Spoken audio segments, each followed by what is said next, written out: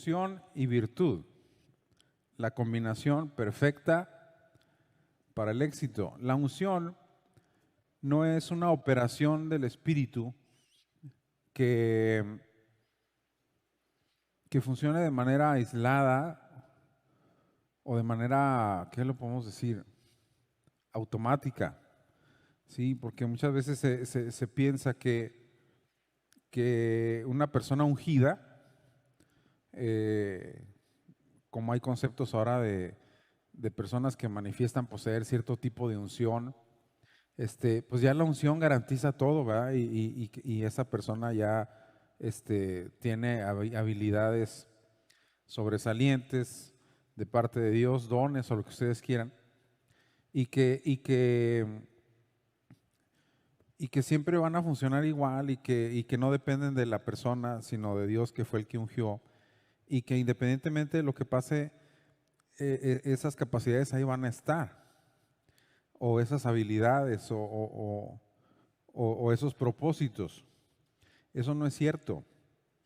Hay veces se maneja mal un pasaje de la Biblia cuando se habla de personas que tienen dones espirituales o que tienen una capacidad de parte de Dios, un ministerio de parte de Dios, y que en cierto momento se alejan de Dios o no viven de acuerdo a los estándares que la Escritura pide, o pierden su vida de santidad y dicen, no, pero es que la Biblia dice que los dones de Dios son irrevocables, ¿verdad? Pero ese pasaje especialmente dice, no habla de esto, de unción y de dones espirituales.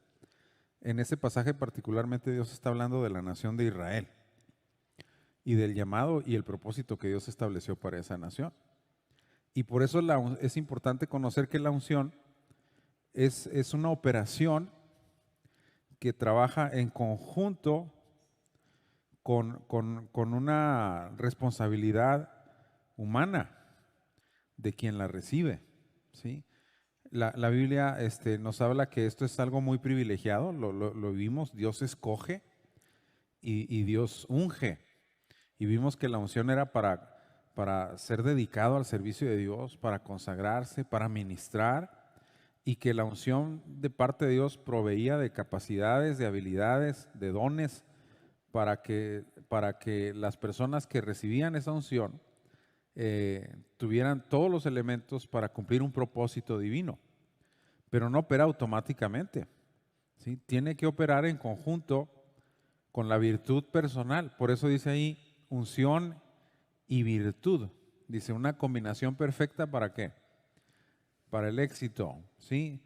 Dice el binomio unción y virtud es la combinación perfecta que asegura el éxito en el servicio de Dios. O sea, ¿yo qué necesito para servir a Dios de manera exitosa? Pues necesito su unción, ¿verdad? Es evidente. Dijimos aquí que nadie podía ejercer el ministerio si no era ¿qué? Ungido. O sea, nadie se puede meter a hacer algo para Dios si primero no estaba ungido, ¿sí? Eso era lo primero, ¿sí? Pero una vez que ya tienes ese elemento tan importante en el servicio de Dios, entonces tiene que operar también una responsabilidad personal que entiende el privilegio que se ha recibido y que entiende también las demandas de haber sido destinado y colocado en una posición para servir a Dios y a su reino. Y por eso dice ahí que si yo quiero servir a Dios con éxito, tengo que combinar estas dos capacidades, la unción y la virtud. Así como cuando les he platicado de ese pastor que decía el predicador Carlos Spurgeon, que cuando se subía a predicar, era tan buen predicador, tan buen orador, dice, se subía a predicar, todo el mundo decía que nunca se debería de bajar de lo bien que predicaba, pero que cuando se bajaba, todo el mundo decía que nunca se debería de subir, porque la vida personal del predicador no concordaba con su capacidad homilética. O sea, un muy buen predicador y trazaba bien el sermón y enfatizaba bien sus puntos y dominaba su tema, era persuasivo, pero en su ejemplo de vida, pues ya no tenía ningún efecto. Entonces, por eso dice aquí que Dios santifica y consagra para la misión y que el Espíritu, dice, dirige en la trayectoria ¿qué? Correcto, fíjense, la elección es divina y Dios consagra, pero la virtud implica el procurar siempre la dirección, la presencia, el respaldo del Espíritu Santo en todo lo que hacemos, porque Sansón era un ungido. Sansón era un ungido y tenía capacidades sobresalientes. Es más, es el único que tuvo una operación particular en su persona. Nadie, yo creo que solamente David, pero en un grado mucho menor que él, porque David dice, tu siervo era pastor de ovejas y si venían leones y osos, yo los despedazaba, o sea, si se querían llevar una oveja. Reconociendo una habilidad especial de parte de Dios. Pero en el caso de Sansón, ustedes saben que tenía capacidades físicas sobresalientes. Cuando el Espíritu de Dios venía sobre él, era la consagración que él había recibido desde el vientre de su madre, porque él fue consagrado a Dios desde el vientre. Dijo, este niño, dijo el Señor cuando se le apareció a sus padres, va a ser nazareo. Él se va a consagrar a Dios desde niño y va a vivir en santidad y va a hacer esto y porque Dios lo va a usar de una manera muy especial. Y dice, y tan importante es la consagración de él, que usted, señora, le dijeron a su mamá, usted también se me consagra de una vez, para que desde el vientre ese niño nazca bien, bien consagradito. ¿Sí? Usted no va a tomar vino, ni sidra, ni va a hacer esto, ni va a hacer lo otro, porque este niño es un niño muy especial. Dios va a obrar a través de él. Pero fíjense cómo la consagración tenía que ver con procurar guardar una vida de santidad. Y Sansón no fue cuidadoso en este aspecto de la virtud. Todos sabemos que tenía debilidades muy notorias y tendencias morales equivocadas. Entonces llega un momento en que se levanta para combatir a los enemigos de Dios y dice, lo voy a hacer como lo hacía las otras veces, dice, pero él no sabía, dice, que Dios ya no estaba con él. O sea, por eso dice aquí que la unción te consagra, la unción te autoriza, la unción te capacita, pero la virtud es el complemento que hace que el propósito de Dios se complete, ¿verdad? En la vida. Porque muchas gentes dicen, no, es que Dios a mí me dio esta habilidad, esta capacidad espiritual. Y efectivamente, ¿verdad? Pero si no procuran cuidar su vida personal, dice Pablo, si alguno se limpia de estas cosas, hablando de cosas que deshonran a Dios, será un vaso útil. O sea, Dios te escoge y te consagra, pero si la virtud y la santidad no están presentes, la dirección del Espíritu Santo no es una realidad en la vida, entonces la unción no va a cumplir el propósito. No va a cumplir el propósito, ¿sí? Dice, la gracia de Dios abre puertas de bendición.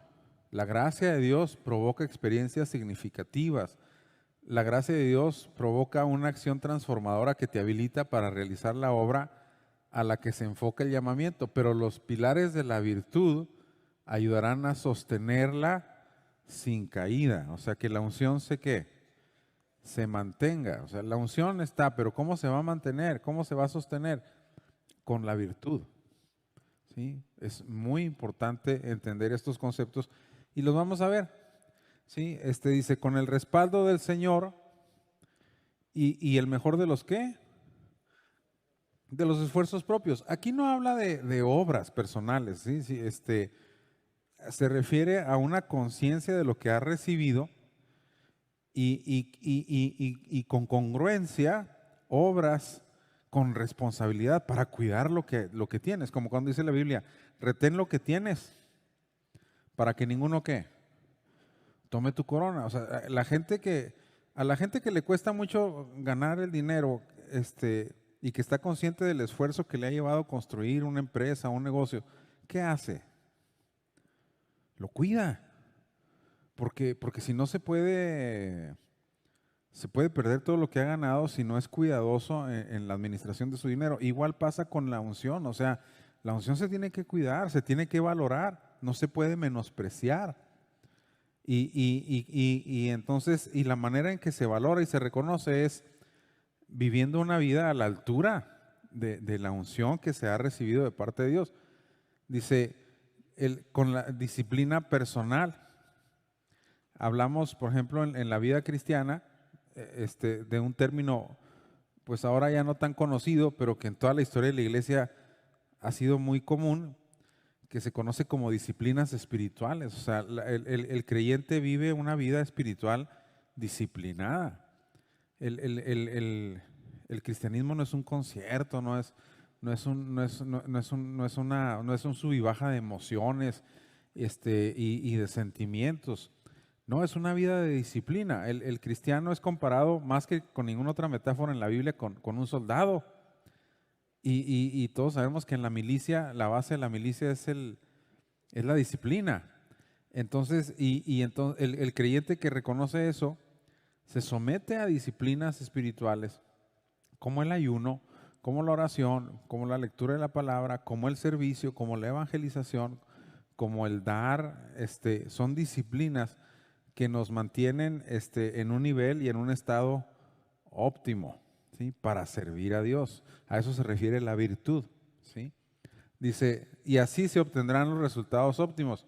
Dice Pablo, yo mismo, dice, pongo mi cuerpo en sujeción, no siendo que habido siendo yo heraldo para otros, después yo mismo venga a ser desechado, ¿sí? Entonces, entendían esa responsabilidad personal, ¿sí? Quien así se conduce, dice, tendrá la satisfacción de honrar a Dios, al Todopoderoso, de principio a fin en su carrera. Ahora, ¿por qué decimos que la unción debe de combinarse con la virtud? Pues porque tenemos muchos ejemplos en la Biblia de personas que no lo hicieron así y fracasaron. Y eran ungidos. Y eran ungidos, porque alguien va a decir, no hombre, ya la hice, va, tengo una unción divina, sí, pero si no la combinas con una vida de santidad y de virtud, entonces la unción no te va a servir para nada, ¿sí? Es lo que tenemos que entender. Dice, la efectividad y el poder del oficio y el ministerio dependen del llamamiento y el respaldo divino en su origen, pero el alcance y la trascendencia resultan ¿de qué? De valores y principios que sustentan la carrera de quien sirve a Dios. Por ejemplo, en un aspecto tan simple, yo les digo yo tengo, pues yo creo que ya casi 20 años dando la clase de administración eclesiástica en los institutos bíblicos. Y el libro que muchos de ustedes tienen del pastor como fiel administrador, es el libro oficial que pues, como 2.500 estudiantes en México estudian cada año. Y yo comienzo con ese libro, yo comienzo ese libro mencionándoles a los estudiantes de alguna manera esto. Le digo, tú puedes convertirte en el mejor predicador, puedes convertirte en el mejor maestro, puedes ser el más poderoso evangelista, con dones de sanidad, puedes ser un tremendo salmista, un adorador, pero si no te administras, vas a fracasar. Si no entiendes los principios bíblicos para la administración del dinero, entonces siempre vas a tener problemas económicos, eso te va a provocar estrés, te va a provocar problemas familiares, te va a mover a ser tentado a defraudar o a robar, y finalmente te puede llevar al fracaso. Porque no es secreto de nadie que hay muchos ministerios que han sido tremendamente perjudicados por las cuestiones financieras. Y eso habla de una disciplina personal, de virtud, de personas que se dominan a sí mismos y que saben administrar el dinero y que honran a Dios también con sus finanzas y con su fidelidad. Entonces, a eso me refiero yo, porque yo les digo, mira, tú puedes ser el mejor predicador del universo, pero si no te sabes administrar, nunca vas a salir adelante. vas a andar dando mal testimonio, vas a andar teniendo problemas por aquí y por allá. Y a eso nos referimos con ese concepto. O sea, es una combinación que se debe de dar y que yo creo que con esto nos damos cuenta ya que la cuestión de la unción no es algo tan sencillo. Es algo complejo que requiere mucha atención, mucho cuidado, mucho temor de Dios. ¿Sí? Dicen que a Martín Lutero, cuando le dijeron que iba a ser el predicador oficial de su monasterio en Wittenberg, dice que se enfermó y que no quería. Y le dijeron, pues si tú eres el mejor predicador de todo el monasterio. Dice, sí, dijo, pero no es poca cosa que el hombre hable en lugar de Dios. O sea, entendía la grave responsabilidad que se venía sobre toda su vida. Él ya era un buen predicador, pero entendía que tenía que combinar esa unción con su virtud personal. A Juan Knox, el fundador de la iglesia presbiteriana, cuando le dijeron que iba a ser el pastor de la iglesia en Escocia, dice que se metió 3 días a llorar al cuarto por la gran responsabilidad que se le venía. Claro, salió y fue un líder increíble, ¿verdad? La reina de Escocia decía, la reina de Escocia, que le tenía más miedo a las oraciones de Juan Knox que a la invasión de un ejército extranjero. O sea, así estaba, pero era un hombre que entendía que la unción iba acompañada de ¿qué? De virtud, ¿verdad? Entonces, dice, la unción abre enormes puertas hacia el éxito, y me refiero al éxito en el servicio de Dios. Pero sin embargo, nadie, dice, puede mantenerse en la cima si no lo sostiene, ¿qué? La virtud, ¿sí? Los 2 primeros monarcas de Israel, bueno, vamos a ver los mejores ejemplos que tenemos de esto. Pero a lo que voy es, ¿qué quiere decir esto? Que yo debo buscar la unción del Espíritu en mi vida, en mi ministerio, en mi servicio a Dios, pero con la misma intensidad con que estoy buscando y procurando esa unción, también estoy buscando y procurando la virtud, la santidad, la disciplina, ¿sí? El desarrollo de mi carácter. Es el binomio que se debe de conjugar en el servicio de Dios, ¿sí? Porque allá afuera, en los negocios de afuera, pues basta la virtud, el carácter, la disciplina, la buena administración, la honestidad, el trabajo duro, ¿sí? Todo eso basta allá afuera, pero en las cosas de Dios eso no basta. Se necesita la unción, ¿sí? Porque nuestras armas, dice, no son carnales, son espirituales, destruyen fortalezas, atacan otros objetivos, pero la santidad personal tiene que conjugarse con la unción divina, con el llamamiento divino, con la elección divina. Y los mejores ejemplos que tenemos en la Biblia de eso, el negativo y el positivo, el que nos dicen que nos muestran las dos realidades, una unción sin virtud y una unción con virtud, son sin duda David y Saúl, los primeros 2 reyes de Israel. Saúl es el ejemplo de una unción sin virtud, y David es el ejemplo de una unción con virtud.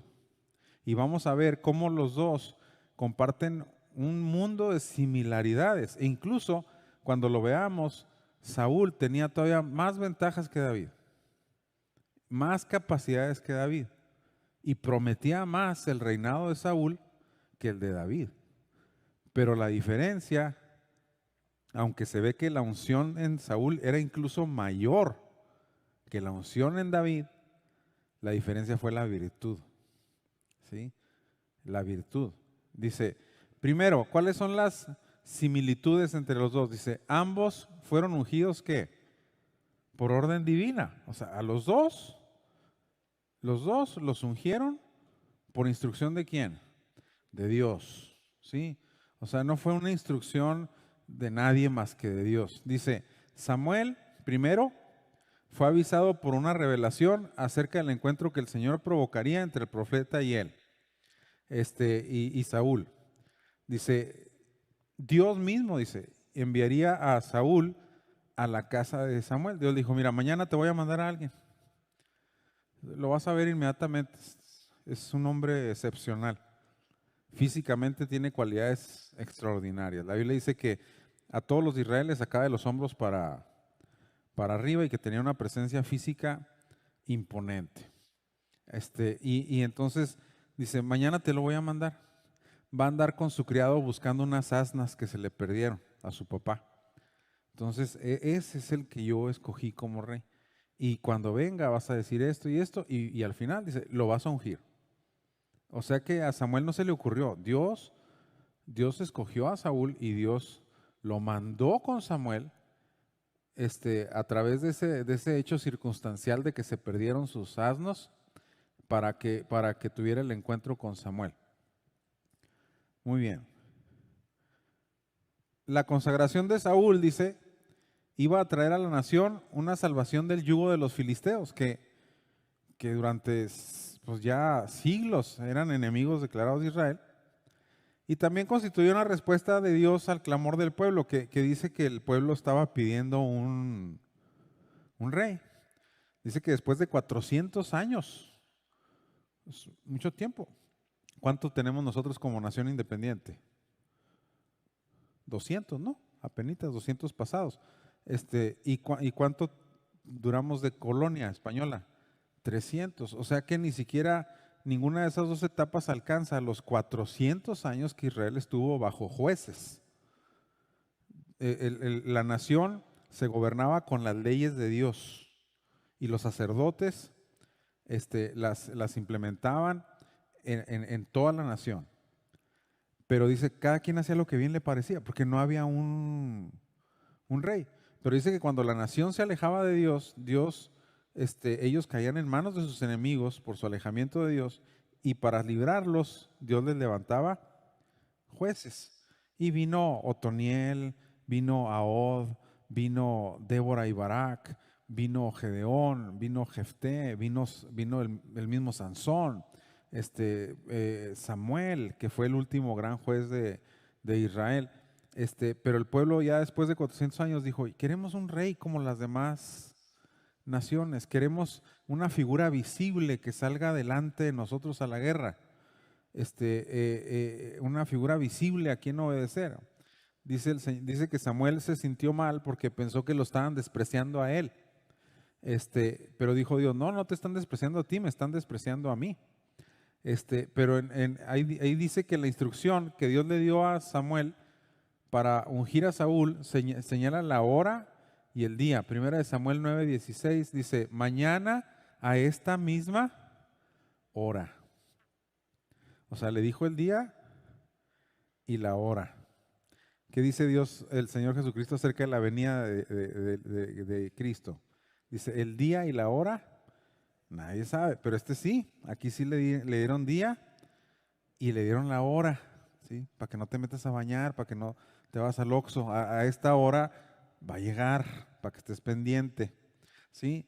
Dice, yo enviaré a ti un varón de la tribu de Benjamín, al cual, ¿qué dice? Ungirás. Ahí está la unción, ¿verdad? Al cual ungirás, ¿sí? Esta unción era una unción, ahorita lo vamos a ver, era una unción real. Dice, al cual ungirás por príncipe, el principal, sobre mi pueblo Israel, y salvará a mi pueblo de mano de los filisteos, porque yo he mirado a mi pueblo por cuanto su clamor ha llegado hasta mí, ¿sí? Y luego en el otro verso dice, después Samuel dijo a Saúl, Jehová me envió a que te ungiese por rey sobre su pueblo Israel. Ahí está. ¿Quién le dio la instrucción a Samuel? El Señor, Jehová. Dice, Él me mandó para que yo te ungiese. Entonces Saúl fue ungido por orden de Dios. ¿Y qué pasó con David? Igual. Dios ordenó a Samuel, aquí ya fue al revés. Ya no Dios mandó al ungido, Dios envió al profeta. Dice, Dios le ordenó a Samuel ir a Belén y convocar a Isaí a un sacrificio. ¿Sí? La Biblia dice que cuando Israel está en el desierto, un príncipe de Judá que se llamaba Aminadab, tuvo un hijo que fue el príncipe que metió a la tribu de Judá a la tierra prometida, a Naasón. Y Naasón, Naasón se casó con Rahab, la ramera de Jericó. Y de ahí nació, vino Booz, que fue el que se casó con Ruth, la moabita, y el hijo que le nació se llamó Obed, y ese muchacho tuvo otro hijo que se llamó Isaí, que fue el papá del rey David. O sea que David era descendiente de Rahab y también era descendiente de Ruth, dos mujeres extranjeras a las que Dios le plació meterlas en su proyecto y en su plan, ¿verdad? Por eso les digo, la unción te da gracia para que te metas hasta la cocina. Ruth no tenía parte ni suerte con Israel, era una moabita, era una viuda. ¿Cómo se metió? Pues Dios la metió. Y si Dios te mete, nadie te va a poder sacar, ¿sí? Entonces, ellos vivían en Belén, o Betlehem, que quiere decir casa de pan. Entonces dice que Dios le ordenó ir a Belén y convocar a Isaí a un sacrificio. ¿Por qué? Porque le dijo Samuel, Saúl, si sabe Saúl que yo voy a algún lado, va a sospechar que probablemente yo vaya a hacer algo en contra de su reinado y me va a querer matar. Dice, pues ve y ofrece un sacrificio. Y convoca a Isaí a un sacrificio, porque de los hijos de Isaí, Dios iba a escoger al rey que iba a sustituir a Saúl. El profeta sabía que de esa familia debía ungir un varón. Ahí sabía que no era la orden tan precisa, porque le dijeron, vas a ungir a alguien, pero dice que Dios no le dijo quién. Había que esperar hasta cuándo, hasta el final, para identificar al elegido del Señor. Probablemente Dios hizo eso para enseñarle algo a Samuel, porque Dios le da una lección a Samuel ahí. Pero el caso es que Samuel fue en fe, porque Samuel no sabía ni a quién. Acá sí era muy preciso. Fíjense cómo de alguna manera la unción de Saúl era más, ¿cómo les puedo decir? Pues más especial, porque fue más detallada, más así, mira, es así, es así. Acá no, le dijeron, ve y ahí te digo. ¿Sí? Pues bueno, entonces Samuel obedeció. Pero los dos fueron ungidos por orden divina. ¿Sí? Dice que en ningún caso se ve la preferencia de Samuel, o sea, como que Samuel vaya, a lo que voy es, si ustedes me dicen que Samuel es el que quería ir y Samuel es el que quería ungir y que había una intención de Samuel y una participación activa de Samuel en la unción de los personajes, no la había. Samuel no quería que Israel tuviera rey. Es más, en su momento Samuel quiso que sus hijos lo sucedieran como jueces de Israel, pero dice la Biblia que no mostraron carácter los hijos de Samuel, ¿sí? Y que el pueblo los desechó para que fueran jueces. Después, nietos de Samuel y bisnietos de Samuel, como Emán y Jedutún, fueron videntes y profetas y salmistas, pero en el caso de los hijos particularmente, el pueblo no los quiso. Y entonces, cuando le dijeron, no queremos a tus hijos, queremos un rey, entonces Samuel, pues obviamente se agüitó, ¿ya? Se sintió mal. Y que me digas así que Samuel tenía muchas ganas, lo que se dice, muchas ganas de ungir a un rey, pues no las tenía. Entonces, dice, a Samuel le dolió que la nación pidiera rey. Lo sintió como un menosprecio a su persona y a sus hijos. Aunque luego, sí, eso es cierto, le fascinó a Saúl. Se enamoró de Saúl, le encantó Saúl. Dijo, no, pues sí. Y se quedó en lloraba por él continuamente, ¿sí? Pero bueno, no fue así con mucho gusto, a eso me refiero. Quien ordenó eso fue Dios, porque si por Samuel fuera, él no iba, ¿sí? Muy bien. En casa de Isaí, por ejemplo, se dejó impresionar con la apariencia del primogénito, Eliab. Al ver su gran estatura, al ver su complexión robusta, creyó haber identificado a un valiente digno del trono de Israel. No le emocionó mucho la elección de David. Cuando vio a David, al David ni lo habían invitado a la fiesta. No, usted el más chiquillo, ese allá que se quede con las ovejas. No obstante, la decisión solamente era competencia ¿de quién? De Dios, porque si por Samuel hubiera sido, él unge ¿a quién? A Eliab. Dijo, este debe ser el hombre que Dios escogió. Este sí se da un tiro con Saúl. Sí empata más o menos ahí. Y el Señor le tiene que decir, fíjense, un hombre anciano, veterano de 1000 batallas, juez de Israel, profeta, sacerdote, ha sido casi el único siervo de Dios que ostentó las 3 unciones. Una unción de gobierno porque era el juez, una unción del sacerdocio y una unción profética. Las 3 cosas las tenía Samuel. Era un hombre tremendo. Desde niño ministraba ustedes saben que fue fruto de la petición de su madre, y desde niño su madre lo consagró, y desde niño estaba en el templo, desde niño Dios lo llamó a ser profeta, ya a los 8 o 9 años ya andaba dando profecías por aquí y por allá, o sea, estaba pesado. Y ya estaba viejo, y cuando está viejo, todavía Dios le da una lección. Pues, qué importante es no creer que nos la sabemos de todas, ¿verdad? Porque dice, este es el hombre que Dios escogió, y le dice el Señor, que no veas la apariencia, porque Jehová no mira la apariencia, el hombre mira lo que está delante, pero Jehová mira el corazón. Entonces, pero si por él fuera, ni escoge a Saúl, ni unge a Saúl, y mucho menos escoge a David. Este chavalito enclenque, que nomás parece que nomás come gomitas, estaba así David, así, dijo, pues, ¿qué? Fíjate. Iba a ser el rey más grande de Israel. Iba a ser el rey más grande de Israel. Pero si lo comparabas así con Saúl, pues nada que ver. Y luego Samuel como que dijo, se me hace que Dios no quiere o está a fuerzas, porque pues con Saúl fue muy detallista, con David no. Pero al final, los dos fueron ungidos por orden divina. O sea, esa es la primera similitud, ¿verdad? Muy bien. Ambos recibieron la unción ahí me equivoqué yo, perdón. La unción real. Es una unción real para ocupar el trono. Dice, tanto Saúl como David fueron escogidos para el oficio ¿de qué? De gobernantes de la nación del pacto. Es decir, la unción, el llamado para ellos, la capacidad que Dios les iba a dar con su unción, ¿era para ejercer el sacerdocio? No. ¿Era para ser profetas? Tampoco. Dios los estaba llamando a un oficio específico y los iba a capacitar para ese oficio a través de la unción.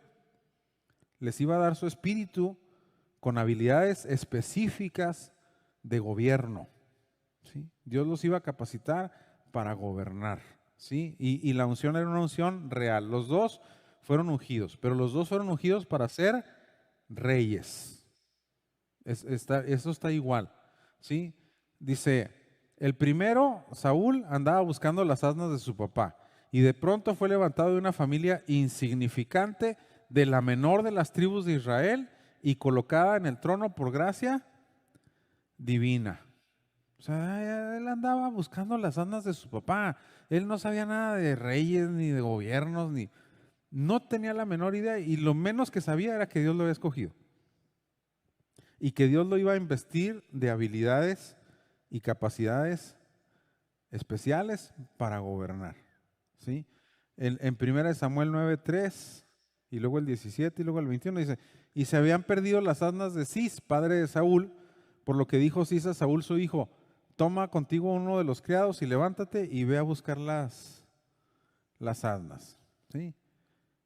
Y luego que Samuel vio a Saúl, Jehová le dijo, este es el varón del cual te hablé. Este que dice, gobernará. ¿La unción era para qué? Para gobernar, ¿sí? Y Saúl dijo, no soy yo hijo de Benjamín, de la más pequeña de las tribus de... Estaba como Gedeón, tenía complejo de pobre. Sí, cuando Dios llama a Gedeón, le dice, Jehová está contigo, varón esforzado y valiente. Dios es el que se le aparece, el ángel de Jehová, la segunda persona de la Trinidad preencarnada, Cristo, para acabar pronto. Y le dice, Jehová está contigo, varón esforzado y valiente. Y yo no soy, no, yo soy mira, yo soy de la tribu más amoladita, Manasés.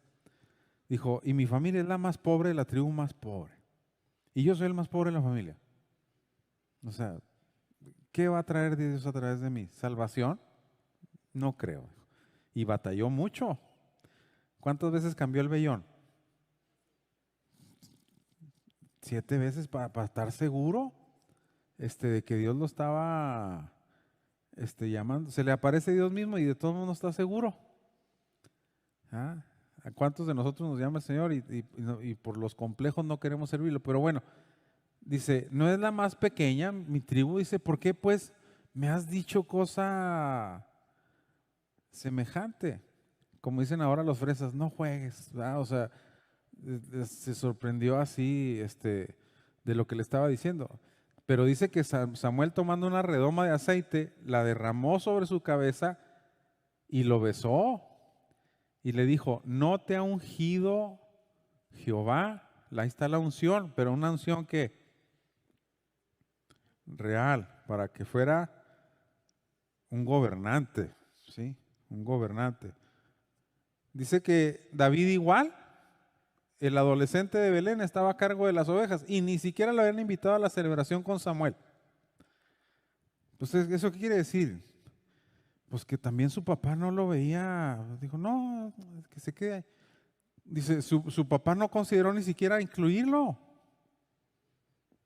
Pero al final fue llamado porque dice que le empezó a presentar Isaías a todos sus hijos, a Eliab, a Aminadab, a Sama, a todos. Y lo decía Dios, no, no, este tampoco, este tampoco. Hasta que ya se quedó sin hijos y dijo, oye, pues no, algo no casca aquí. ¿Tienes más hijos? Sí, uno. Dijo, pero está allá, cuidando las ovejas. Es el más chiquillo. Dijo, ese ni lo llamé. No, dijo, tráelo porque si no llega no podemos ofrecer el sacrificio. Y cuando venía el muchachito, dice Dios, ¿verdad? Por eso dice Pablo, vean hermanos vuestra profesión, que no sois muchos nobles, ni sabios, ni poderosos, sino que lo débil del mundo escogió Dios para avergonzar a lo fuerte, y lo necio del mundo escogió Dios para avergonzar a lo sabio, y lo que no es, para avergonzar a lo que es, dice, a fin de que nadie se jacte en su presencia. Pero dice que fue llamado porque a él le correspondía el honor de suceder a Saúl en el reino. En 1 Samuel 16, 1, dice, dijo Jehová a Samuel, ¿hasta cuándo llorarás a Saúl, habiendo yo desechado para que no reine sobre Israel? Habiéndolo yo desechado. Llena tu cuerno de aceite y ven, te enviaré a Isaí de Belén, porque de sus hijos me he provisto. ¿Pero de qué dice ahí? De rey. O sea, la unción era para ser ¿qué? Rey, ¿sí? Envió pues por él y le hizo entrar. Y era rubio, hermoso de ojos y de buen parecer. O sea, sí, finito, bonito, ¿sí? Entonces Jehová dijo, levántate y úngelo. Porque ese es. Ese es. Entonces, ya vamos 2 similitudes. Y la tercera similitud, ambos fueron ungidos por el mismo profeta. O sea, Samuel, el juez más grande que tuvo la nación, uno de sus mejores profetas, el segundo gran intercesor de Israel, solo después de Moisés mismo, es Samuel. Dios oía a Samuel tremendamente, y Samuel era un intercesor bárbaro. Dijo Samuel, lejos esté de mí pecar contra Jehová, dejando de orar por vosotros. Dice que por Saúl oró toda la noche cuando Dios le dijo que lo iba a destituir. Toda la noche no se durmió y estuvo intercediendo y rogando y llorando, pidiéndole al Señor. Jeremías, lean Jeremías, cuando dice Jeremías, ni aunque se presentaran delante de mí Moisés y Samuel, perdonaría yo a este pueblo. Les diría a los dos, sálganse de mi presencia. Está diciendo Dios, ni a mis mejores intercesores les haría caso. Yo ya tomé una decisión. Ni aunque viniera Samuel y Moisés, los oiría. Como diciendo Dios, a los que les concedo todos son ese par, y ni a ese par escucharía yo si vinieran a pedirme algo ahorita.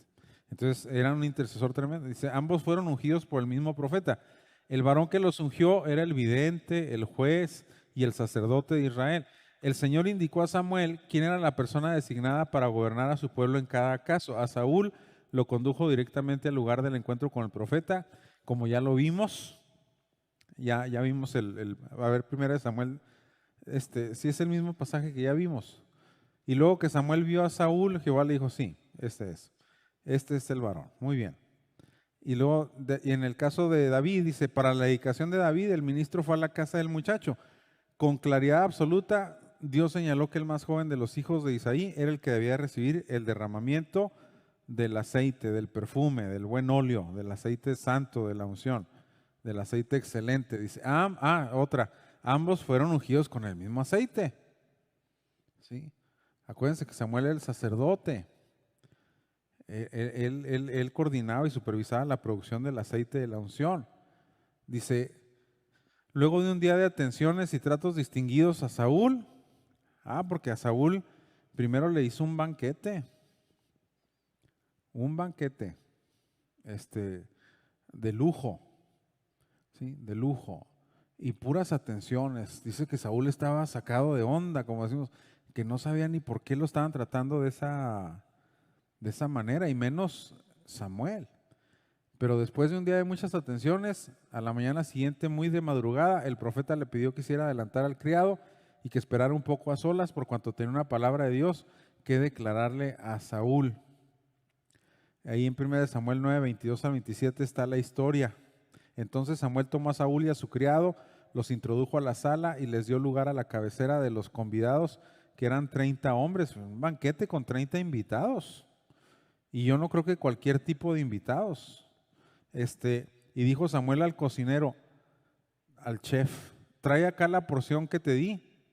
O sea, agarró una porción, un tomahawk, un ribeye, un sirloin, así. Dijo, eso te lo di aparte, eso es para él. Eso es para él. Y un gansito al final. Dice, entonces alzó el cocinero una espaldilla con lo que estaba sobre ella, la mejor parte. Dice, y la puso delante de Saúl. ¿Sí? O sea, no le dieron el chamberete así con gordo, y no, le dieron el. Sí, y Samuel dijo, he aquí lo que estaba reservado, ponlo delante de ti y come, porque para esta ocasión se te guardó. Cuando dije, yo he convidado al pueblo, y Saúl comió aquel día con Samuel. ¿Sí? Y cuando hubieron descendido del lugar alto a la ciudad, él habló con Saúl en el terrado. Fíjense todo el trato tan especial que le dio primero a Saúl. Ese trato no se lo dio a David. Ese trato no se lo dio a David. Como que con David ya no quiso, con Saúl estaba muy emocionado, y como que David ¿cómo engañan las apariencias, verdad? Por eso, porque él estaba concentrado nomás en la cuestión de la unción, el mismo Samuel, pero no pudo percibir y discernir la virtud, ¿sí? La virtud.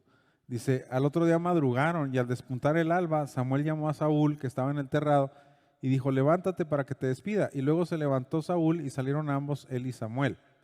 Y descendiendo ellos al extremo de la ciudad, dijo Samuel a Saúl, di al criado que se adelante. Y se adelantó el criado, mas espérate un poco para que te declare ¿qué? ¿De quién era la orden? Era de Dios.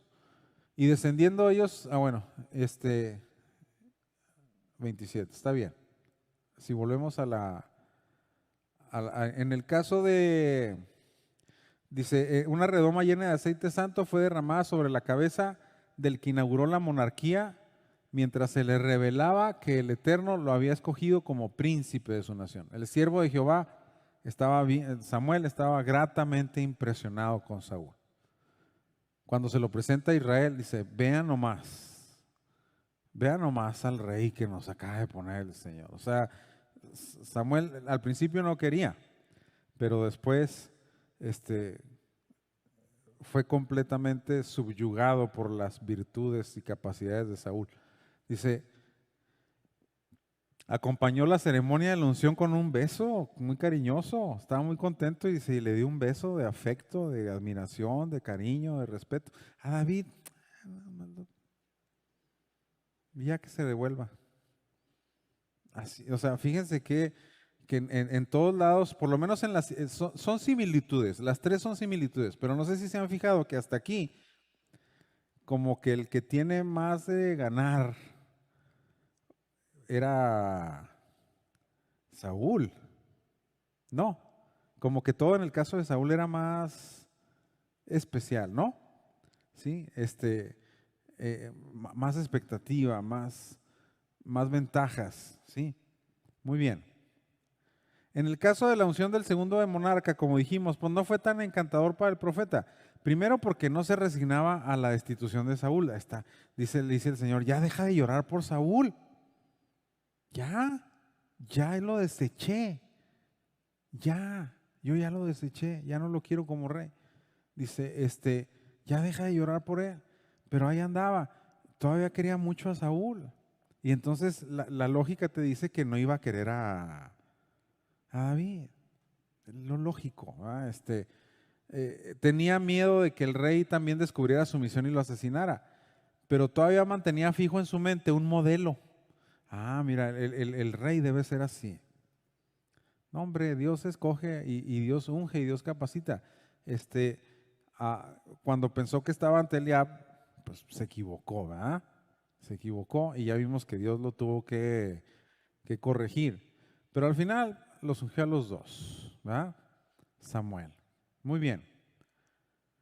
Si vemos la siguiente, dice, no se emocionó mucho el profeta cuando notó la exquisitez del menor y supo que su oficio era pastor de ovejas, pero al apuntar el Señor hacia el muchacho, pues lo que hizo fue agarrar el cuerno del aceite y se lo derramó. Dijo, pues no veo ni por dónde, pero Dios me está diciendo que a y le derramó el aceite. O sea que los dos fueron ungidos con el mismo aceite, ¿sí? Lo vació, dice, sobre la cabeza de David, en 1 Samuel 16, 11 al 13. Dice, entonces dijo Samuel a Isaí, ¿son estos todos tus hijos? Y él respondió, queda aún el menor que apacienta las ovejas. Y dijo Samuel a Isaí, pues manda por él, porque no nos vamos a sentar a la mesa hasta que él venga. Y luego dice, envió pues por él y le hizo entrar, y era rubio, hermoso de ojos. Entonces Jehová dijo, levántate ya, a lo que te truje, levántate. Ya no le hagas de emoción, levántate y úngelo, porque este es el rey. Y Samuel tomó el cuerno del ¿qué? De la unción, del aceite, y lo ungió en medio de sus hermanos. Y desde aquel día, el Espíritu de Jehová, ¿qué dice? Vino sobre David. Y no dice, ay, Samuel lo besó y se puso muy contento. No, Samuel nomás dijo, ahí nos vemos. Se levantó y se devolvió a Ramá, donde él vivía. Ya no quiso saber nada. Otra cosa, lo acabamos de leer, ahorita lo vamos a repasar. Ambos recibieron la confirmación del símbolo del aceite, o sea, la unción con el aceite era nada más un ¿qué? Empieza con ese y termina con ímbolo. Un símbolo. O sea, la unción era ¿qué? Simbólica, ¿sí? No había ningún poder mágico en el aceite, lo que explicamos las otras clases. Dijimos, la exquisitez en la elaboración de la receta del aceite, la exclusividad, hablaban de excelencia, de exclusividad, de algo que se usaba solo para los propósitos divinos, pero no que tuviera ninguna propiedad mágica. El aceite nada más era simbólico, pero dice que los dos recibieron el símbolo del aceite con la realidad de la unción del Espíritu Santo. En los dos casos el Señor respaldó la acción simbólica con un derramamiento de su Espíritu, que no es diferente de nosotros. Nosotros fuimos sellados con el Espíritu Santo de la promesa y también el Espíritu fue derramado en nuestros corazones, ¿sí? Entonces, dice, es como el bautismo. ¿El bautismo qué es? Es un sacramento, pero al final es una acción ¿qué? Simbólica, ¿sí? Entonces, dice, ¿cómo es que sabemos que el Espíritu de Dios se derramó sobre ellos? Pues comenzó a manifestarse el poder de Dios en ellos de una forma muy extraordinaria, muy extraordinaria. Dice, primero, se afirma que el Espíritu de Jehová vino sobre Saúl con mucho poder, con mucho poder. Dice que Samuel le dijo, te vas a encontrar estas señales en el camino. Hubo señales, pero dice que una de las señales es que se iba a encontrar una compañía de profetas y cuando los encuentra, le sobrevienen expresiones carismáticas muy poderosas. Saúl empieza a profetizar.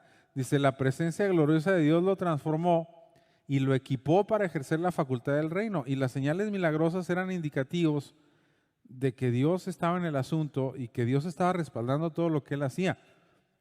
Viene ahí 1 Samuel 10. Después de esto llegarás al collado de Dios, donde está la guarnición de los filisteos. Precisamente la intención era que librara a Israel del yugo de los filisteos. Y cuando entres ahí en la ciudad, encontrarás una compañía de ¿qué? De profetas que descienden del lugar alto. Y delante de ellos, o sea, van a venir adorando, bien salterio, pandero, flauta, arpa, y ellos vienen profetizando. Entonces el Espíritu de Jehová vendrá sobre ti con poder, dice. O sea, no va a ser así un toquecito nomás del Espíritu, no, va a ser un derramamiento que te va a tomar, pero pesado. Viene una obra del Espíritu muy poderosa sobre tu vida. Y tan poderosa es que vas a profetizar con ellos y vas a ser ¿qué? Mudado en otro hombre. O sea, Dios lo iba a capacitar con todo lo necesario para ejercer el reino. Le iba a dar ahí los dones que necesitaba para gobernar. Dice, y cuando fíjense, y lo mire qué interesante lo que le dice el respaldo divino. Dice, y cuando te hayan sucedido estas señales, haz lo que te dé la gana. Dice, haz lo que se te ocurra. Dice, porque Dios, ¿qué? Está contigo. ¿Sí? Porque Dios está contigo. Si quieres hacer el FOBAPROA, si quieres contratar deuda externa, si quieres hacer un ejército, lo que quieras. Porque Dios está contigo y Dios te va a ¿qué? Dios te va a respaldar. Pero después, eso es hasta después de que viniera sobre él la unción del Espíritu. El aceite fue simbólico, pero no le dio ninguna capacitación especial hasta que vino sobre él ¿quién? El Espíritu de Jehová. ¿Sí? Entonces, y dice, y cuando llegaron allá al collado, he aquí la compañía de los profetas que venía a encontrarse con él, y el Espíritu de Dios vino sobre él con poder y profetizó entre ellos. Y aconteció que cuando todos los que conocían antes, que lo conocían a Saúl, viendo que profetizaba con los profetas, el pueblo decía uno a otro, ¿qué le ha sucedido al hijo de Cis? ¿Saúl también entre los profetas? Y dice que eso se hizo una frase en Israel, como que se hizo un refrán. Cuando veían algo que sorprendía a la gente, dice, ¿Saúl entre los profetas? O sea, era una frase muy emblemática porque fue muy impactante ver a Saúl haciendo eso. Dice, la narrativa de David es menos enfática. O sea, la manifestación carismática y espiritual que vino sobre Saúl se describe de una manera mucho más extensa y evidentemente es mucho más poderosa que la de David.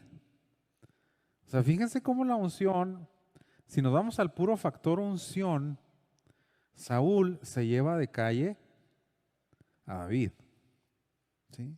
Si nomás nos vamos al factor unción, por eso estamos hablando de un binomio, unción y virtud. ¿Sí? Porque si no está la virtud, entonces todas las grandes ventajas que pueda tener la unción se neutralizan. Dice que David no dice nada más dice que cuando lo ungieron, dice, el Espíritu de Jehová vino sobre él. ¿Y qué tenemos de evidencias en David? ¿Profetizaba? No, no dice que profetizó como Saúl en una experiencia carismática poderosísima, notoria, evidente. Dice que sí se empezaron a manifestar dones especiales en él. Que en ese momento, fíjense bien, en ese momento no eran tan notorios, tan descollantes, tan escandalosos como lo que le pasó a Saúl, tan públicos.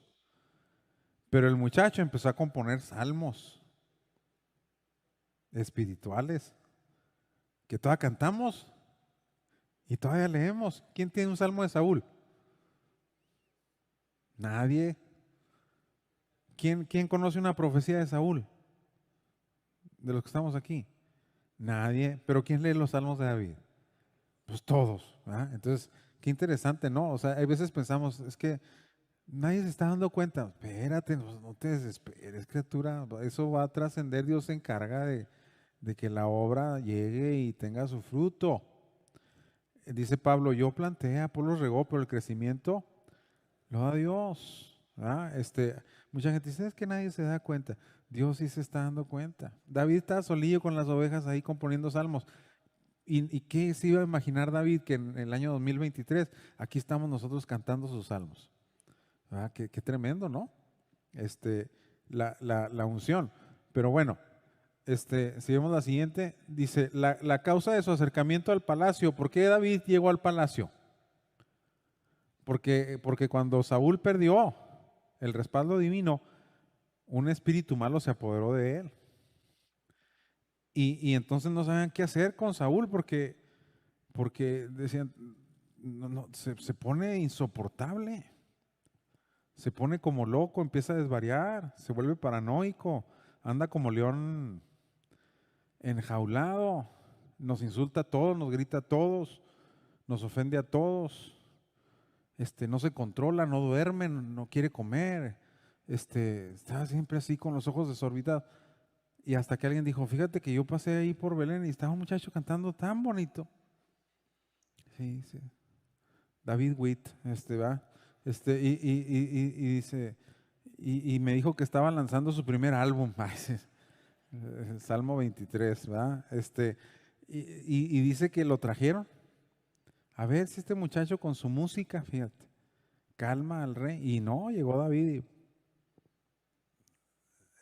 adiós espíritu malo, el rey se tranquilizaba, se dormía, cambiaba su rostro. ¿Por qué? Porque el problema con Saúl es que el espíritu de Dios no estaba con él. Pero cuando David estaba ahí tocando, ¿quién se manifestaba? El espíritu, porque el espíritu sí estaba con David. Entonces cuando Saúl percibía esa presencia que ya no tenía, que ya había perdido, que era la presencia del espíritu, y la percibía en el entorno, en el cuarto, en el palacio, entonces volvía a la paz, pensando que estaba con él, la presencia de Dios, pero la verdad es que estaba con David, ¿sí?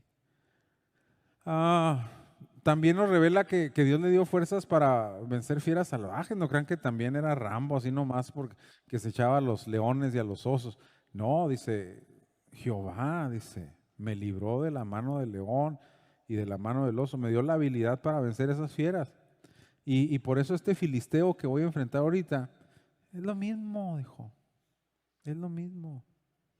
Porque yo tengo una unción, dice, de parte de Dios, ¿verdad? Entonces, en ese sentido, sí también en David se manifestaron dones y capacidades espirituales. Pero si lo vemos en un primer acercamiento, todo lo más espectacular, lo más mediático, lo más excelente, lo vivió Saúl, no David. O sea, si vemos las funciones, todo es similar, estamos viendo similitudes. Al final todos ellos fueron igual, pero incluso si nos enfocamos en la unción, estamos diciendo, se ve, ¿verdad? Se percibe claramente que en Saúl todo fue más rimbombante, más celebrado, más esperado, más emocionante. que con David. Muy bien. Un milagro siguió a la unción. Dice en el caso de Saúl, las asnas extraviadas fueron encontradas sobrenaturalmente. Una provisión simbólica siguió a la unción, recibió panes de hombres adoradores como señal de exaltación. El descenso del Espíritu y las manifestaciones siguieron a la unción. Recibió la influencia del Espíritu Santo, manifestaciones proféticas, una transformación notable. Fue mudado en una persona distinta por la unción. O sea, lo que no tenía, la unción lo capacitó y lo habilitó. Llenó sus debilidades, sus huecos. Si no sabía gobernar, el Espíritu le dio ahí un tutorial inmediato de dotes de gobierno y lo implantó en lo más profundo de su ADN, lo transformó en otra persona. ¿Sí? Ya no era el mismo Saúl, era otro. ¿Sí? Muy bien. La trayectoria, ahora, ¿cuáles son las consecuencias de la unción de Saúl? Porque todos vimos lo mismo. Pero ¿qué pasó con la unción de Saúl? Dijimos que Saúl era el ejemplo negativo de unción sin virtud. ¿Sí? Dice, la trayectoria del primer rey terminó ¿en qué? En desobediencia. ¿Sí? En su autosatisfacción, Saúl se volvió ¿qué? Obstinado. Corrompió su alma y utilizó su autoridad real para autoexaltarse. No siguió las órdenes divinas y no escuchaba al profeta que le hablaba de parte de Dios. O sea, no procuró conservarse como era, humilde. Porque cuando Samuel lo escoge, le dice, pues yo quién soy, yo vengo de la tribu más pequeña, ¿por qué me hablas de esas cosas a mí? Yo no soy nadie. Pero cuando viene la unción, se descuida en su vida personal y le abre la puerta a sentimientos personales de autoexaltación y de vanagloria que a la postre lo corrompen. ¿Sí? Dice, se le encargó exterminar a los amalecitas sin perdonar vida humana ni animal. Era una cuenta que debía saldarse con la tribu que se opuso a Israel en el trayecto hacia la tierra prometida. Ya había desobedecido en una batalla con los filisteos y no había esperado a que el profeta llegara a ofrecer el sacrificio, porque el que tenía la unción sacerdotal era Samuel. El que ofrecía sacrificios era Samuel. El rey era Saúl, pero se desespera y en su desesperación él ofrece el sacrificio. Pues él no es el sacerdote. ¿Sí? Ese no es tu función, ese no es tu papel, a eso no te llamó Dios. Estás usurpando el trabajo de otro. Y entonces Samuel lo recrimina, pero no entiende. Dice que el Señor lo manda a exterminar a los amalecitas. Los amalecitas eran una tribu nómada que andaban en el Oriente Medio, los atacó en el Sinaí, en el desierto. Y dice la Escritura que Amalec atacó a Israel por la retaguardia. O sea, fue un ataque artero, traicionero, porque no se les pusieron en orden de batalla, no les declararon la guerra para tener un enfrentamiento como generalmente se hacía. De manera traicionera, se escondieron y atacaron por la retaguardia, dice, a las mujeres, a los viejos, a los niños, a los enfermos, a los que iban atrás. Atrás los rezagados obviamente eran los más ancianos, los más débiles, los más enfermos, lo que sea, lo que hubiera ido ahí. Y dice que hicieron una matazón y que Israel se agrupó en ese momento y Dios les dio la victoria. Ustedes conocen ese evento cuando dice que Moisés levantando las manos en una plegaria al Señor para que les diera la victoria, porque la situación estaba bien desesperada. Te agarran por sorpresa, como decimos nosotros, nos agarraron en curva. Y se organizó como pudo Josué con un ejército improvisado y les presentó batalla, pero mientras estaba la batalla, Moisés se puso a orar, se subió a la cima de un monte y empezó a orar viendo el campo y dice que de repente se cansó, pero llegaron Aarón y Hur y le sostuvieron las las manos y Israel, dice, prevaleció. Edersheim dice que ese es el primer ataque de los reinos del mundo contra el pueblo de Dios. Era la oposición de Satanás al proyecto divino.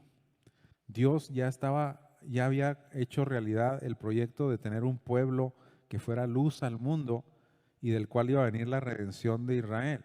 Y que Amalek representa a la oposición del mundo que ataca al pueblo de Dios, que se le opone, dirigidos por Satanás. Y entonces dice que cuando eso pasó, dice que Dios dijo, me voy a vengar de Amalek. Emitió un juicio Dios. Y dijo, esto no lo voy a perdonar, voy a borrar a Amalek del mapa. Dios dijo, voy a exterminarlos. Pero hay tiempos. Dios tiene tiempos para todo. De repente decimos, Señor, ¿por qué no haces esto ya? Fíjense, 400 años después, 400 años después, Dios les recordó a los israelitas, oigan, hay una cuenta pendiente, ¿eh? ¿Por qué se los recordó? Porque ya tenían rey, ya tenían ejército, ya estaban en las condiciones para hacerlo. Y dice que el Señor le dijo, oye, hay una cuenta pendiente, chécate ahí en Deuteronomio, en el Éxodo, revisa los libros de Moisés y ve que Amalek nos atacó en el desierto y yo juré que iba a exterminar a Amalek de la faz de la tierra y tú vas a ejecutar ese juicio. ¿Querías ser rey? Ahí está. Acata mi instrucción. Y dice que Saúl fue y exterminó a los amalecitas y prevaleció contra ellos. Los amalecitas no solo atacaron a Israel en el desierto, se aliaron con los moabitas, con los madianitas, con los edomitas. ¿Sí? Siempre que venía un ataque contra Israel, ahí andaban los amalecitas. ¿Sí? Hasta que ya colmaron la paciencia de Dios. Representa a la gente que se opone a Dios, a su reino, a su pueblo, ¿sí? Y que no van a quedar sin castigo. Y entonces Dios castiga en ese momento, pero le dice, vas a exterminar todo. Pero cuando ven los ganados, las vacas, las ovejas, los bueyes, los asnos, no, dice, pues ¿cómo vamos a exterminar esto? En una guerra, el atractivo de una guerra era quedarte con el botín, que era lo mismo que ha pasado en Jericó. Aparte Saúl conocía historia, pues ya sabía lo que le pasó a Acán. El Señor en Jericó dijo, no tome nada del anatema, todo se va a consagrar al Señor. Esta primera ciudad, todo se va a ofrendar a Dios. Nadie va a tomar nada porque estos son gente muy perversa, muy contaminada. Aunque sea oro, como decimos nosotros, ya lo chupó el diablo. Todo se va a consagrar. Y Acán no hizo caso. Dice que vio un manto babilónico, 200 ciclos de plata, un lingote de oro de 50 ciclos y estaban filosos y se los clavó. Y los escondió en la tienda y entonces vino un juicio de Dios terrible. Y Saúl, yo no sé si no fue a la escuela dominical cuando enseñaron eso, pero yo creo que se le olvidó o le ganó la avaricia, pero dice que dijo, no, echen los ganados.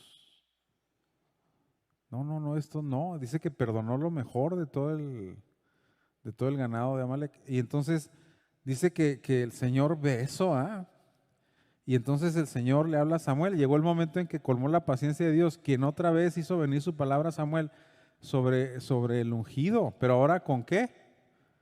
Con pesar y con desaliento. El vidente amaba al rey, dice.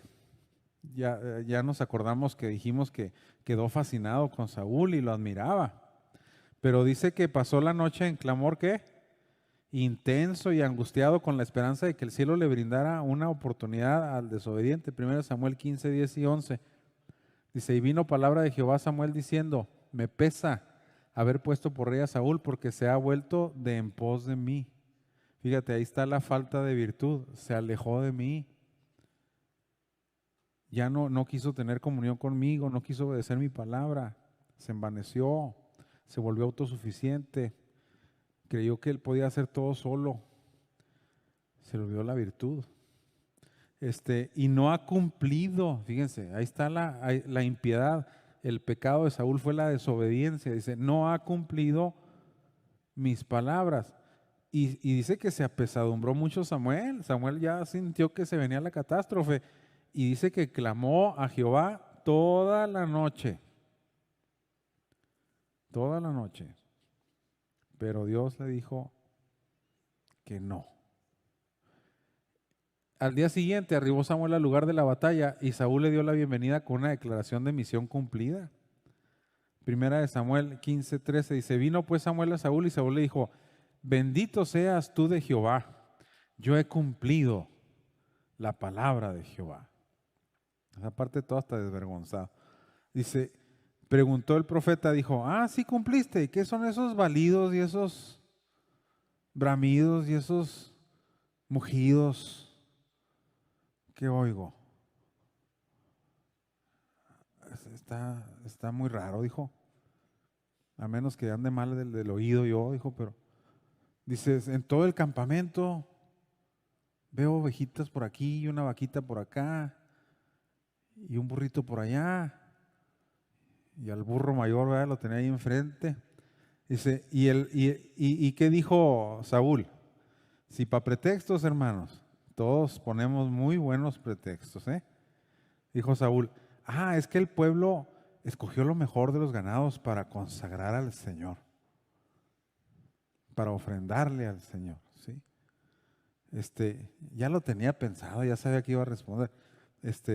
Dijo que ellos lo habían separado en un culto para honrar a Dios. En primera de Samuel 15:14-15.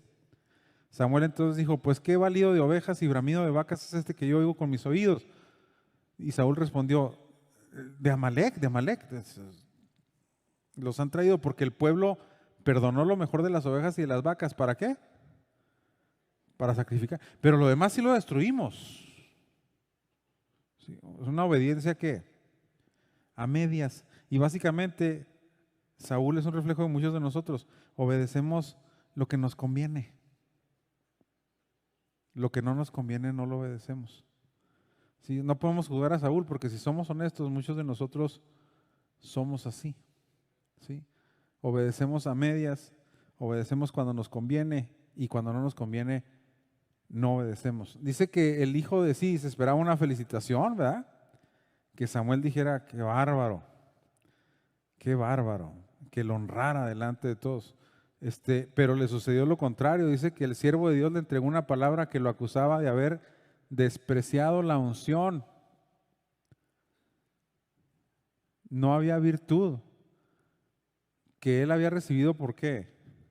Por gracia cuando no era nadie. Dios te ungió a ti sin ser nadie y tú despreciaste ese escogimiento divino y perdiste tu vida de santidad y de obediencia. Por eso el binomio es unción y virtud, ¿sí? Porque, pues, como les dije ahorita, si hacemos la lista, si nomás nos vamos por cuestión de unción, pues estaba mucho mejor la de Saúl que la de David, ¿sí? Pero si nos vamos por cuestión de virtud, pues por ningún lado puedes comparar a David con Saúl. Lo culpó por desacatar una orden clara y precisa de parte de Dios. En vez de rendir honor al Señor, el gobernante, Saúl, había procurado su propio ¿qué? Su propio honor, ¿sí? En lugar de hacer el bien con la acción de la que se enorgullecía, incurrió en enorme mal ante los ojos del Señor. 1 Samuel 15:18-19 dice, Jehová te envió en misión y te dijo, destruye a los pecadores de Amalec y hazles guerra hasta que los acabes. ¿Qué parte no entendiste? Dice. Yo te dije que no perdonaras ni a los animales. ¿Qué parte no entendiste? Dice, ¿por qué pues no has oído la voz de Jehová, sino que vuelto al botín has hecho lo malo ante los ojos de Jehová? ¿Era el ungido? Pero hizo lo malo. Peor que quien comete errores es el que con terquedad lo racionaliza. Dicen que primero practicamos el pecado, que luego lo defendemos, lo justificamos y que luego terminamos hasta jactándonos de él. pero dice que quiso racionalizar el pecado. Cuando el Señor señala un pecado y reprende, es mejor que, hermanos, es mejor aprender.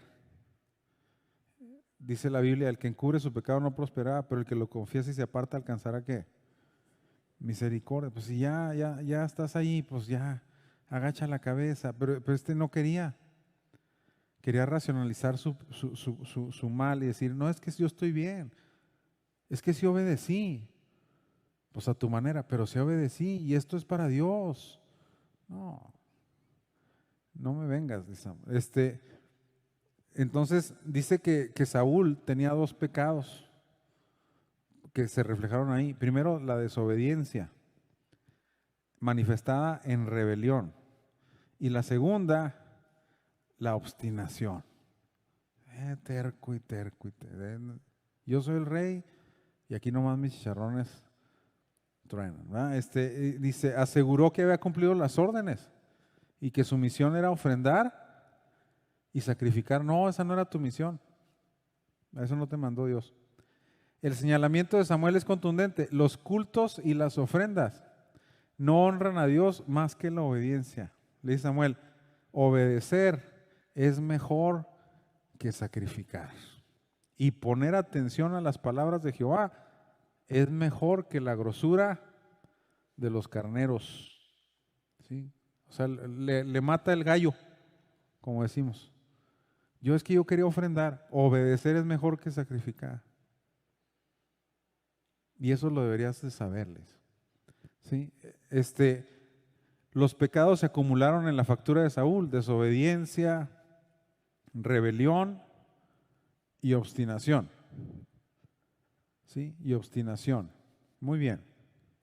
Se requería prestar atención a la voz divina, dice, valorarla, obedecerla. Esa es la virtud. La unción era la capacidad que él tenía. La unción eran los dotes que él había recibido. La unción eran los dones que poseía para gobernar como rey. Pero la virtud lo iba a llevar ¿a qué? A humillarse delante de Dios y a obedecerlo. Por eso se necesita esa combinación. Dice, Saúl tomó la revelación de Dios ¿con qué? Con ligereza. Ah, pues Dios dijo, pues yo voy a hacer lo que yo quiera. Yo voy a hacer lo que yo quiera. Y no nos pasa eso a todos. Yo lo he mencionado, que en muchas consejerías vienen personas y nos dicen, tenemos este problema. Y les sacamos la Biblia y dice, esto dice Dios. Estas son las palabras de Dios. Y toman la revelación con ligereza. Dicen, no, pues no me conviene. Y van y hacen lo que quieren. Gentes que dicen que son cristianas y que tienen al Espíritu Santo, pero no hay qué. Virtud. Se toma la revelación de Dios ¿con qué? Con ligereza. La virtud, por ejemplo, quien nos revela mucho es esto. Nada que ver con Saúl.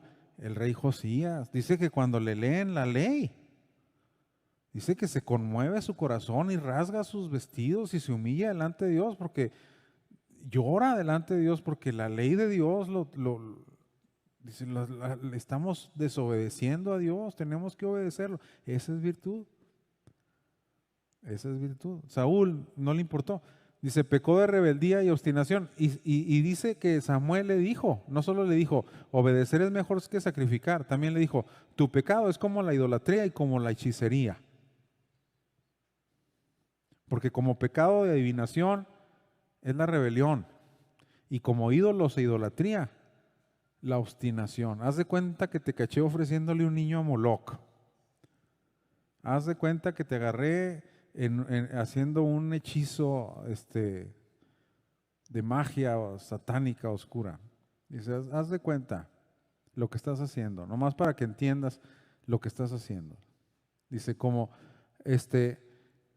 desechó la palabra de Dios y cosechó el pago de su perversión. Se decretó entonces en el cielo que se le retiraría. Ahí está la cuestión. Recibes la unción, no la valoras, no entiendes la responsabilidad que recibes, no sostienes esa gracia en el pilar de la virtud y terminas ¿qué? Perdiéndola. Hay unos que terminan como Sansón llorando en medio de las dos columnas, ciegos, y humillados, una vez más nomás, Señor. Una vez por lo menos volver a sentir lo que sentía, volver a experimentar el poder que tenía.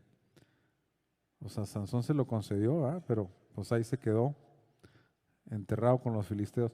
Dice que el que inició con gran humildad, consecuencias de la unción en Saúl, dice, el que inició con gran humildad terminó ¿en qué? En soberbia. Dice que Saúl reconoció su pecado ante la reprensión de Samuel, sí lo reconoció después, pero no quiso asumir su ¿qué? Su responsabilidad. Cuando David pecó, ¿qué hizo? David se humilló y reconoció su pecado. Y no le echó la culpa a Betsabé, ni a Urías, ni a Joab, ni a nadie. Dijo, contra ti solo he pecado, y mi pecado está siempre delante de mí. ¿Sí? No se quiso humillar, no quiso reconocer, se obstinó. Dijo, no, yo sí lo hice, yo sí cumplí. No solo traía las vacas y las ovejas, también traía al rey Amalek ahí todavía. Los soldados, dice que le quiso echar la culpa a la gente. Dice que es que el pueblo, yo tenía que escuchar al pueblo. La gente dijo, ¿cómo vas a matar estas vacas y estos becerros y estas ovejas? Y pues le di la razón a la gente. O sea, se quiso quitar la responsabilidad con la gente. Los soldados probablemente sí le dieron la idea, no dudo que los soldados hayan dicho, pues ¿cómo vamos a matar estas ovejas? Pues la respuesta es, pues Dios lo dijo y se me cuadran, ¿verdad? Yo soy el rey. Pero no era cierto, la verdad es que él también quería eso. Siempre estuvo consciente de la instrucción divina, pero le agradó la idea de celebrar en grande la conquista. Prefirió magnificarse ante la gente que humillarse ante Dios. Y le pidió al profeta que lo perdonara, pero perdonarlo para seguir la corriente con la celebración y que la gente lo viera todavía como un héroe. O sea, ni siquiera le importó el pecado tanto como la imagen que estaba dando ante su gente. Si vemos la siguiente, dice, en ese momento en que él dice, acompáñame para que todos aquí parezca que no pasa nada. Dice que en ese momento es cuando Samuel le revela la decisión divina de desechar a Saúl como gobernante de Israel. Y mientras Samuel se volvía para retirarse, el monarca se agarró de la punta del manto del profeta y se lo rasgó, como diciendo, no te vayas, y le agarró el manto y se lo rompió. Dice, de ese accidente tomó Samuel la ilustración para declararle al obstinado que también el Señor había arrancado la bendición del reino de su mano. Y luego esto le ha de haber calado mucho. Dice, para entregárselo a uno mejor que él. Mejor en apariencia. No. Mejor en fuerza. Tampoco, dice David, Saúl y Jonatán, más ligeros que las águilas, más veloces, más fuertes que los leones. Dice, para la guerra eran insuperables, dice. Eran unas fieras para pelear. O sea, era mejor que David, que Saúl en unción, como lo vimos ahorita en todos los pasos. Tampoco. ¿En qué era mejor? En virtud. Porque dice que era el hombre conforme al corazón de Dios. Dice, el que inició con un espíritu sincero, ¿terminó con qué? Con falsedad. Fíjense, el que inició con humildad, terminó con soberbia. Y el que inició con un espíritu sincero, terminó con falsedad. Saúl volvió a confesar que reconocía su pecado, pero que no se resignaba a quedar mal delante de la multitud que esperaba la celebración. Pues no estaba arrepentido. Rogó al profeta que lo honrara con su presencia delante de los ancianos y de la nación. Le pidió que no mostrara su desprecio al culto que ofrecería ese día. En 1 Samuel 15:30, ahí dice, yo he pecado, pero te ruego que me honres delante de los ancianos de mi pueblo y delante de Israel y vuelvas conmigo para que ore a Jehová. Son los famosos yo he pecado del sermón de Carlos Spurgeon, el yo he pecado de Faraón. nomás para que se paren las plagas, el yo he pecado de Saúl, nomás para guardar las apariencias. Hay mucha gente que dice, sí, está bien, estoy mal, pero nomás para salvar el momento, ¿sí? No para cambiar. Dice, prefirió el rey la gloria del pueblo que la de Dios. O sea, se enamoró de su posición, ¿verdad? Era obvio. Aunque después esa actitud le pasaría una muy cara factura. Dice que al final Samuel accedió a presentarse con Saúl en el programa especial, pero lo hizo para acabar la misión. A ver, dijo, tráigame a Agag. Y lo ejecutó delante de todo Israel. Al final el que cumplió y cerró la encomienda fue Samuel. ¿Sí? Esa fue la última vez que se vieron el profeta y el ungido. Dice, quedó un sabor amargo en todos. Lo que debió haber sido una historia de honor, triunfo y gloria, se tornó llena de frustración porque Saúl no valoró el llamamiento divino, ¿sí? No lo valoró. Si vemos la siguiente, o ya no hay. Según yo sí había, sí, ahí está. Dice que la narración inspirada concluye con una nota sumamente triste en cada uno de los actores. Primero, Saúl pierde la mentoría y la amistad de Samuel. Samuel y luego se apodera de él un espíritu malo. Samuel es embargado por la tristeza y el llanto, a causa de la apostasía de Saúl y se aísla, se autoexilia. Dios se muestra apesadumbrado por haber ordenado la unción de Saúl para el reino. Dice que Dios se arrepintió y acuérdense que arrepentirse en cuanto a la divinidad es un antropomorfismo que no revela el arrepentimiento en nosotros los humanos. En la Biblia cuando Dios se arrepiente, quiere decir que Dios cambia el trato contigo. ¿Sí? Dios fue muy paciente con Saúl y le toleró una y otra hasta que colmó su paciencia. Y cuando dice Dios se arrepintió, quiere decir, ya no lo voy a tratar igual, ya lo voy a tratar diferente. ¿Sí?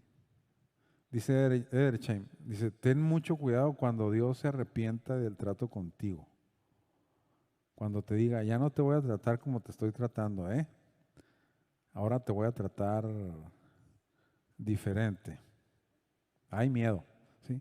A la inversa también, Dios se arrepintió con los ninivitas también, ¿verdad? ¿Y qué quiere decir su arrepentimiento? Cambió su trato. ¿Por qué? Porque los ninivitas mostraron el fruto y respondieron a la predicación de Jonás. Eso quiere decir que cuando Dios se arrepiente, dice, Dios cambia su trato. Hay una línea que marca la trayectoria hacia abajo del que tenía la unción. Dice, ¿cómo fue que la unción de Saúl se fue al grado que la perdió? Dice, pues primero su alma se llenó de corrupción, se dejó llevar por la desobediencia, por la obstinación, por la soberbia. Luego su corazón se saturó de celos por lo que Dios haría en David. Luego se volvió un criminal porque asesinó sacerdotes y gente. Y luego finalmente terminó en una franca hechicería, consultando una hechicera,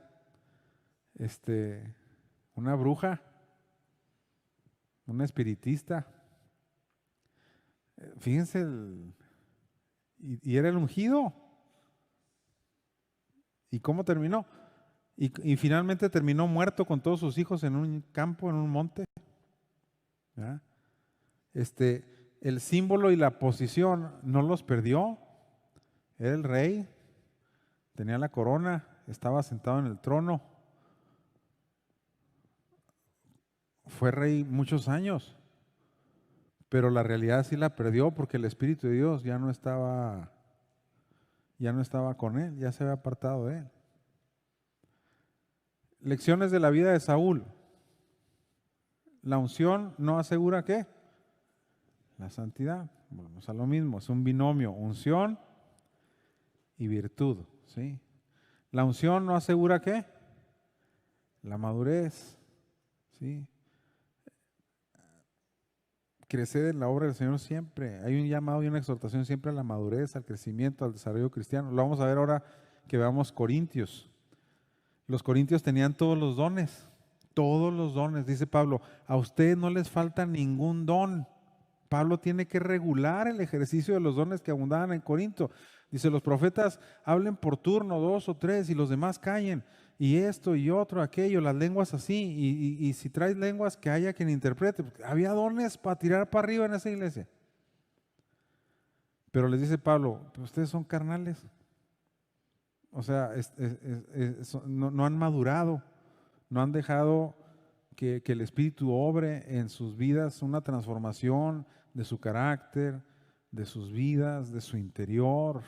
Nada más están buscando la manifestación y no están buscando la transformación, la santificación, la perfección, la madurez. Ahí andan demandándose unos a otros, ahí tienen inmorales en la iglesia, ahí están excediéndose en la cena, son bien inmaduros. Y el Espíritu estaba allí, o sea, eran santos, una comunidad de esa gente apartada para Dios. Y claro que el Espíritu había sido derramado sobre ellos, pero es lo que dice ahí, la unción no garantiza ¿qué? La madurez. Dice, una vez un pastor me dijo, fíjate, me acaba de decir una hermana de la iglesia, un hermano de la iglesia, ¿cómo le va a hacer, pastor, ahora que yo traigo el doble de unción que usted? Ah, caray, sí. Y luego una vez en un instituto bíblico, un estudiante me dijo, la pastora tiene celos de mí porque yo traigo un manto de unción más fuerte que el de ella. Pues a lo mejor sí, pero la unción a lo mejor sí la traes, pero la madurez para el catra. ¿Verdad que sí? A lo mejor sí traes la unción, pero no traes ni madurez, ni traes sencillez, ni traes vida santa, ni traes buena actitud, ni traes el enfoque correcto. Vas para el precipicio, porque es una ¿qué? Es una combinación, como dijo M. Bounds, se necesitan 20 años para hacer un buen sermón, porque se necesitan 20 años para hacer al predicador. ¿Sí? El sermón es santo porque el hombre de Dios es santo, el sermón es poderoso porque el hombre de Dios es poderoso. O sea, no es así nomás. Sí. La unción no asegura, ¿qué dice? La trascendencia. Dice, enorme es la lista de los ungidos que fracasaron, cayeron de la gracia y terminaron en frustración. Los que no persistieron la verdad, la virtud y el amor a Dios. Como Saúl, también acabaron ¿qué? También acabaron mal. ¿Verdad? Entonces, ese es el primer ejemplo de los dos más grandes ejemplos que tenemos de ungidos, Saúl y David. Saúl representa el ejemplo negativo. ¿Sí? Unción sin virtud. ¿Sí? Y la otra clase, pues vamos a ver el ejemplo positivo de David, unción con virtud. ¿Sí? Hasta aquí dudas, preguntas, quejas, resentimientos. Hable ahora o calle. Ungidos aquí que quieran. No. Bueno. Qué interesante, ¿verdad? Todos estos conceptos, irlos dominando y englobando y poder entender un poco más. Digo, todavía no llegamos a la médula, que es la unción en los creyentes. A eso queremos llegar. ¿Cómo es la unción con nosotros? ¿Sí? Y cómo podemos procurarla y ejercitarla y conservarla. Pero bueno, allá vamos, vamos por partes. Vamos a inclinar nuestro rostro, pues. Padre, te damos muchas gracias en esta hora por tu palabra. Te pedimos que la bendigas, que nos hables a través de ella, Señor. Gracias por los hermanos que a pesar de la lluvia se dieron cita aquí en tu casa para aprender.